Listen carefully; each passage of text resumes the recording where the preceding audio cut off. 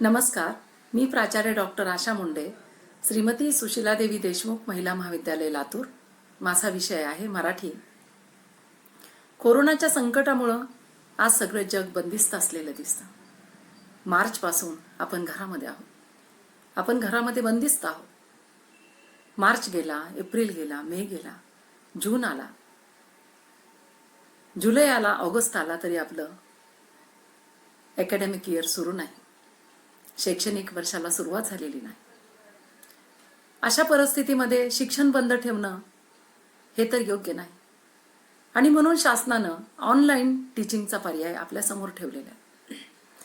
हा शाळांमध्ये, महाविद्यालयामध्ये सर्व शिक्षक, प्राध्यापक ऑनलाईन टीचिंग घेताना दिसत आहे. झूमच्या माध्यमातून, गुगल मीटच्या माध्यमातून, यूट्यूब व्हिडिओच्या माध्यमातून आपण ऑनलाईन शिक्षण देत आहोत. आपल्यालाही नाईलाज आहे. आपल्यालाही ते करावं लागेल. आपल्या विद्यार्थिनी ग्रामीण भागातल्या असल्यामुळं सगळ्यांकडेच अँड्रॉइड फोन असतीलच असं नाही.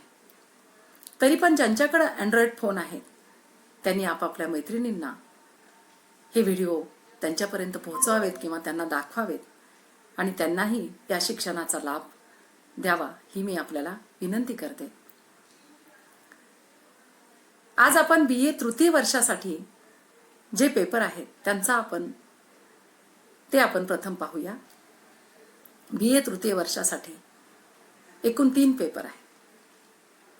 त्यामधले पहिले तीन पेपर 5व्या सत्रासाठी आणि 3 पेपर 6व्या सत्रासाठी. तर आपण आता फक्त 5व्या सत्राचा विचार करूया. 5व्या सत्रामध्ये तुम्हाला 9वा पेपर जो आहे तो मध्ययुगीन मराठी वाङ्मयाचा इतिहास, 10वा पेपर साहित्य विचाराचा आहे आणि 11वा पेपर कौशल्य विकासाचा आहे. यामधला जो साहित्य विचाराचा पेपर आहे त्याचा मी अभ्यास घेणार आहे.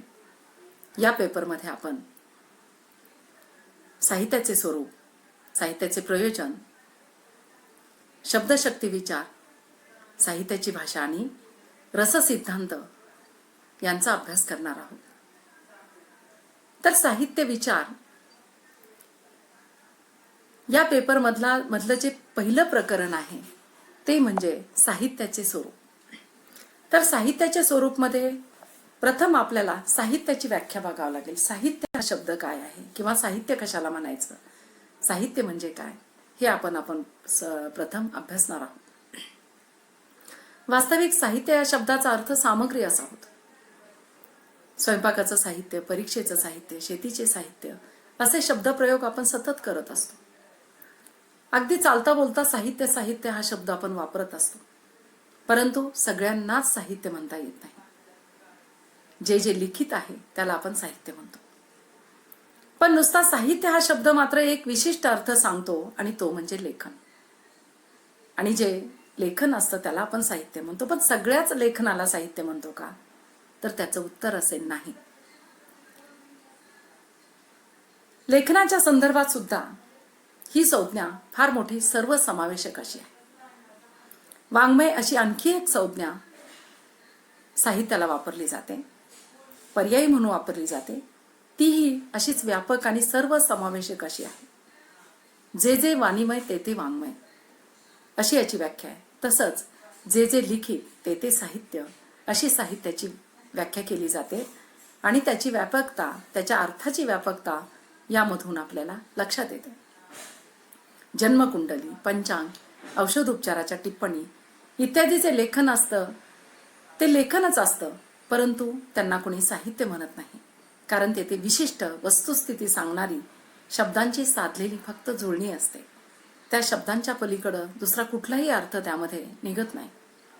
पण साहित्य म्हटलं की किंवा साहित्य या शब्दाच्या पाठीमागं किंवा जे साहित्य आपण वाचतो त्या साहित्यामध्ये शब्दांच्या पलीकडलं असं काहीतरी आपल्याला मिळत असतं किंवा तशी अनुभूती आपल्याला होत असते.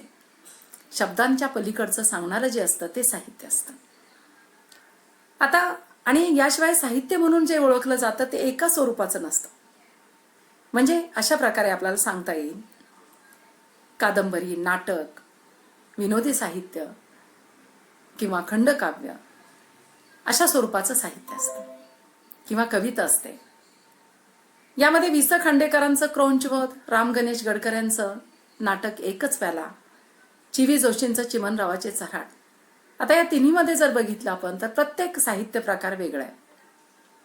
क्रौंचवध कादंबरी आहे, एकच प्याला नाटक आहे राम गणेश गडकरींचं, आणि चिमणरावांचं चऱ्हाट जे आहे ते विनोदी साहित्य आहे.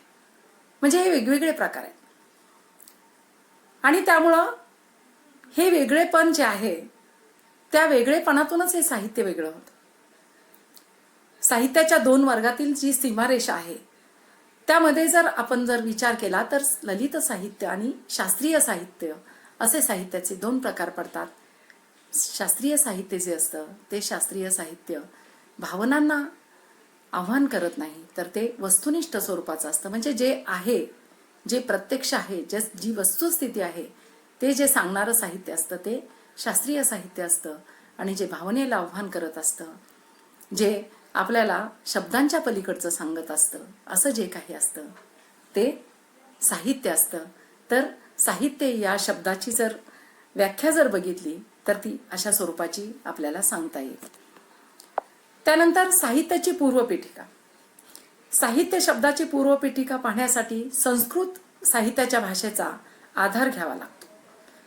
साहित्य हा शब्द व्याकरणातील मूळ परिभाषेत असलेला दिसतो. शब्दाशास्त्री प्रकाश यामध्ये तुल्य वेदक क्रिया न्यायित्वम शब्द कल्पद्रुय कारणे मात्र मनुष्यकृत श्लोकामध्ये ग्रंथ विशेष साहित्यम असा साहित्याचा अर्थ दिले. तसेच बंगालीतील प्रकृतीवाद या प्रसिद्ध कोशामध्ये आणि हिंदी शब्दसागरमध्ये देखील वरील अर्थाला अनुसरून स्पष्टीकरण केलेले आहे.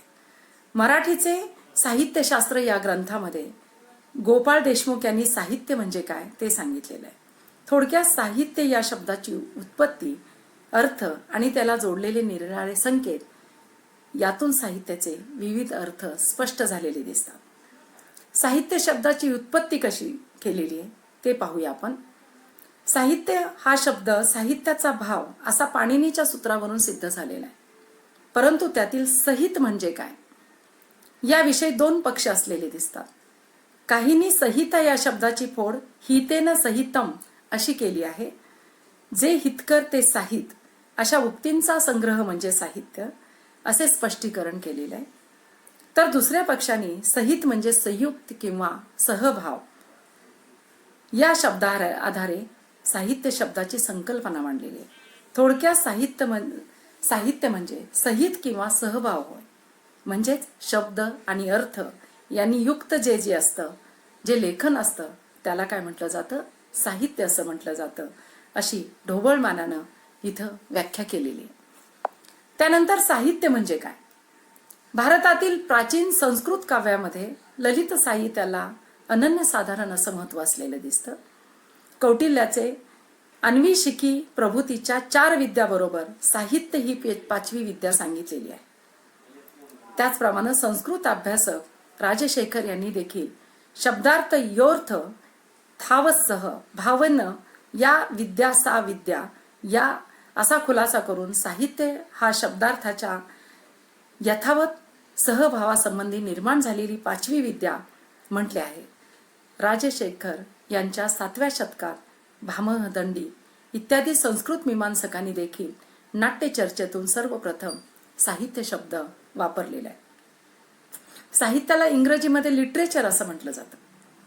प्राचीन मराठीमध्ये साहित्याला वाङ्मय ही संकल्पना संत ज्ञानेश्वरांनी वापरलेली दिसते.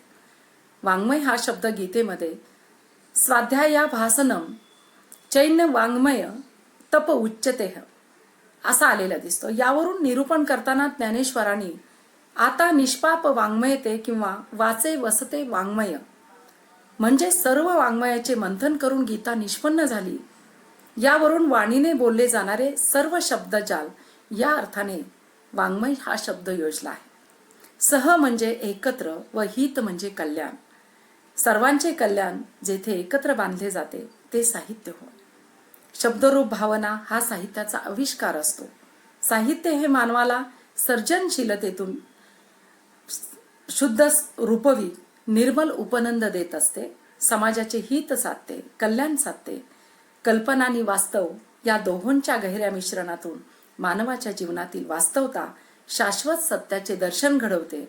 सर्जनशीलतेचे मूळ मानवाला मनोरंजक पद्धतीने खिळवून ठेवते. असे जे असते ते साहित्य. अशा स्वरूपाच्या व्याख्या या संदर्भामध्ये सांगितलेली आहेत विविध मीमांसकांनी. आपण प्राचीन मीमांसकाची मतं नंतरच्या पीपीटीमध्ये आपण पाहणार आहोत. परंतु साहित्य म्हणजे काय, त्याचा अर्थ आपण या ठिकाणी पाहिला की साहित्य म्हणजे जे जे लिखित असतं ते साहित्य, जे जे वाणीमय असतं ते साहित्य, शब्द आणि अर्थ यांचं सहित तत्व म्हणजे साहित्य. अशा स्वरूपामध्ये साहित्य म्हणजे काय हे आपण या व्हिडिओमध्ये पाहिलं. यानंतरच्या व्हिडिओमध्ये आपण साहित्याचा पुढचा भाग, साहित्याच्या स्वरूपाचा पुढचा भाग पाहणार आहोत. या ठिकाणी मी इथे थांबते. धन्यवाद.